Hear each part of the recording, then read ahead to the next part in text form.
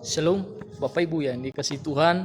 Pada kesempatan ini saya akan menyampaikan beberapa hal yang berkaitan dengan atau sistematika 3 yang berbicara tentang soteriologi atau tentang keselamatan.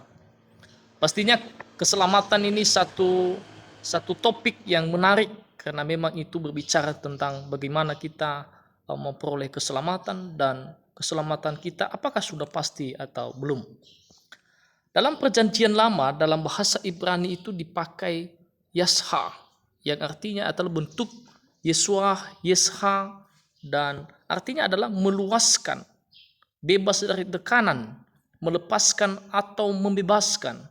Jadi dalam arti keselamatan itu di dalam bahasa Ibrani adalah yasha, artinya bahwa membebaskan. Sedangkan di dalam perjanjian baru itu soteria, artinya bahwa kelepasan dari segala bahaya atau kebinasaan secara rohani. Jadi di dalam perjanjian lama maupun di dalam perjanjian baru itu sangat berkaitan bahwa keselamatan itu menuju kepada kebebasan atau menuju kepada kebebasan supaya lebih mendekatkan diri kepada Allah. Jadi pertanyaan-pertanyaan muncul, mengapakah kita butuh keselamatan itu sendiri, gitu loh.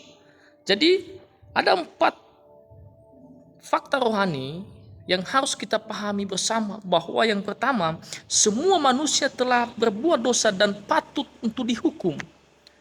Karena manusia itu sudah berdosa dan jatuh ke dalam dosa mulai daripada Adam dan Hawa, yang artinya bahwa manusia itu sudah berbuat dosa dan hidup dalam dosa, dan sudah pasti bahwa butuh keselamatan, butuh pelepasan, butuh kebebasan daripada ikatan dosa itu sendiri.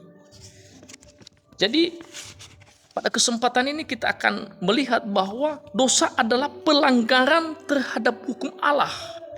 Allah sudah menetapkan hukum-hukumnya, ketetapan-ketetapannya, maka manusia itu melanggar. Akibat dari dosa itu artinya bahwa manusia itu sudah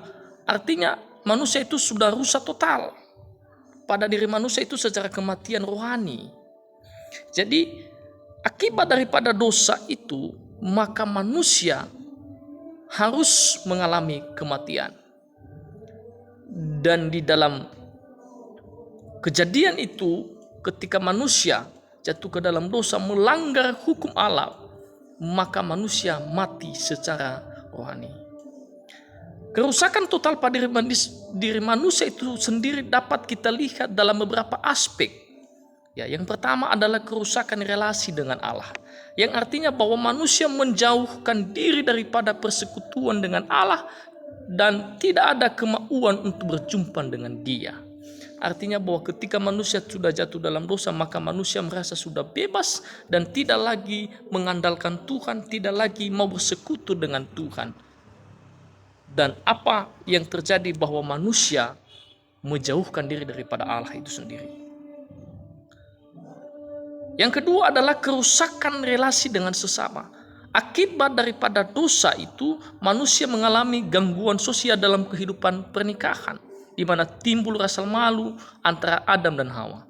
Yang awalnya manusia itu sendiri tidak ada rasa malu. Ya.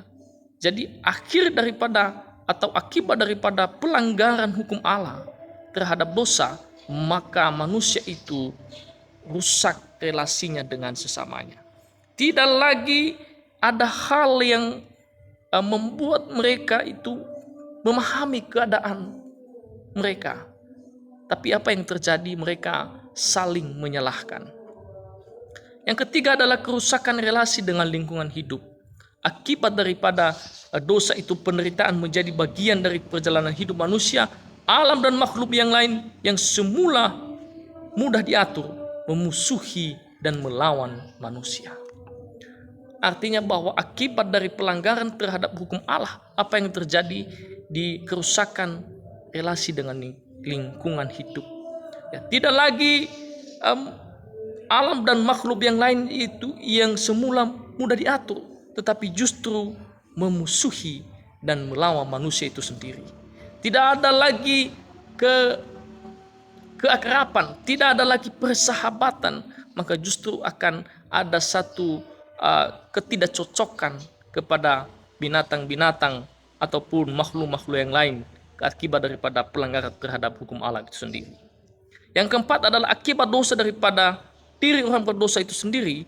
Dengan adanya kerusakan total pada natur manusia, maka itu berarti semua potensi yang ada pada diri manusia difungsikan secara berbalik dan berlawanan arah dengan rencana atau standar Allah.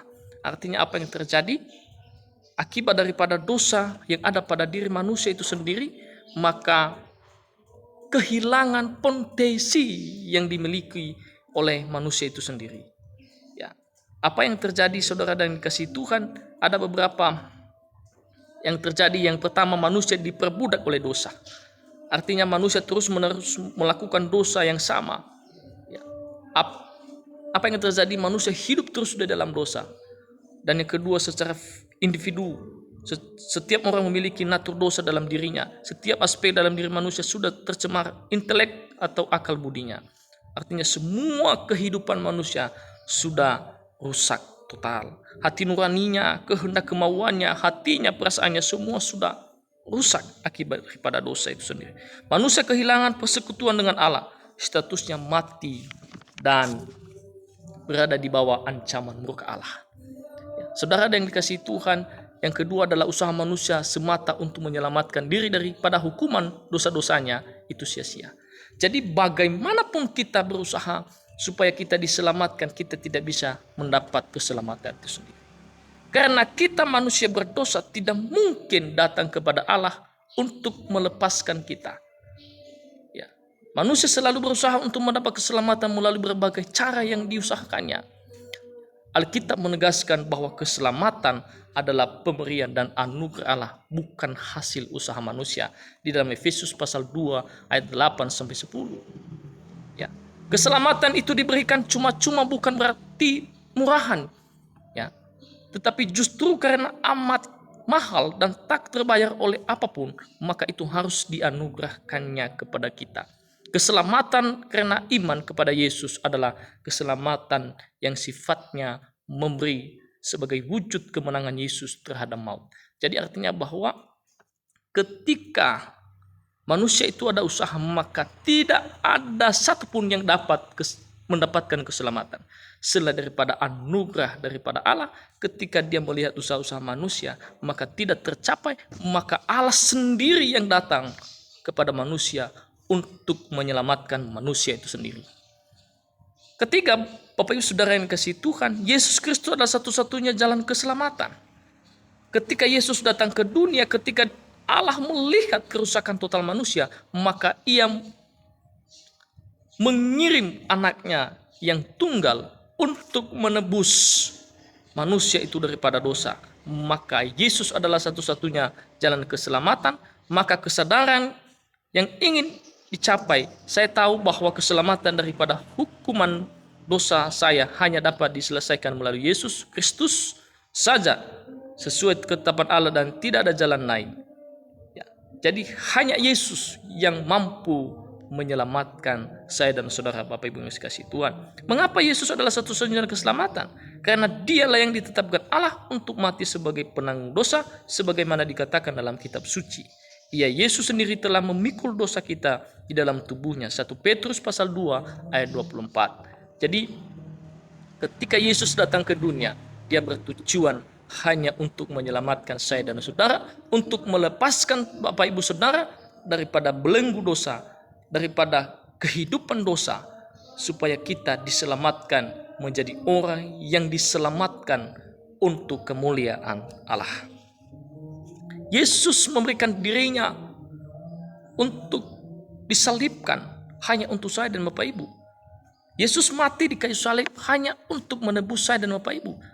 Jadi keselamatan yang kita dapatkan itu tidak ada satupun usaha kita, tetapi hanya anugerah Allah, hanya pemberian Tuhan kepada saya dan saudara, supaya kita menjadi miliknya. Dan seharusnya kita juga harus mensyukuri hal itu. Kita harus menerima hal itu, sebab di dalam Dia ada keselamatan dan jalan keselamatan itu sendiri. Yang keempat adalah menerima Yesus sebagai Tuhan dan Juru Selamat. Ketika kita menyadari bahwa kita manusia berdosa, ketika kita menyadari bahwa kita manusia yang sudah hidup di dalam dosa, maka kita harus menyadari, ya, ketika usaha-usaha kita tidak tercapai, maka kita harus menyadari, siapakah yang dapat menyelamatkan saya daripada belenggu dosa ini. Maka ketika Yesus datang, ketika dia datang melayani dunia ini, ketika dia mati di kayu salib, dia bangkit pada hari yang ketiga, dia naik ke surga, itu tandanya bahwa maut sudah dikalahkan, bahwa dosa sudah dikalahkan, dan kita percaya hal itu, kita menerima Yesus sebagai Tuhan dan Juru Selamat kita. Jadi untuk mendapat keselamatan hanya dengan percaya kepada Yesus, bahwa Yesus adalah Tuhan dan Juru Selamat, maka kita dapat keselamatan itu sendiri. Maka ada hal-hal yang harus kita perhatikan ketika kita menyadari hal itu. Ya. Ketika kita mau berdoa, kita menerima Tuhan, maka ada satu ungkapan yang kita harus sampaikan. Kita mengakui diri kita sebagai orang berdosa dan membutuhkan pengampunan daripada Tuhan. Ya. Kita mengundang Yesus sebagai Tuhan dan Juru Selamat di dalam diri kita. Kita menyerahkan diri untuk dibaharui dan dipimpin oleh Yesus supaya hidup kita berkenan kepadanya. Jadi prinsip-prinsip dasar doktrin keselamatan di dalam PB istilah yang dipakai adalah charis, yang artinya adalah dipakai dalam konteks Tuhan mencurahkan kasih atau belas kasihan tanpa peran kebaikan manusia, baik secara aktual atau sudah dilakukan maupun potensial atau diri yang mengandung kebaikan yang besar. Ya. Jadi konsep anugerah itu terbagi dua. Yang pertama adalah anugerah umum dan yang kedua adalah anugerah khusus. Anugerah umum ini berbicara adalah setiap kebaikan atau berkat dalam bentuk apapun yang dicurahkan Tuhan kepada manusia dan dunia. Ya, contohnya adalah Tuhan menurunkan hujan buat semua orang. Itu anugerah umum itu. Percaya maupun tidak percaya itu tergantung pada kita. Anugerah umum terlihat juga pada aspek moralitas, hati nurani. Ya. Jadi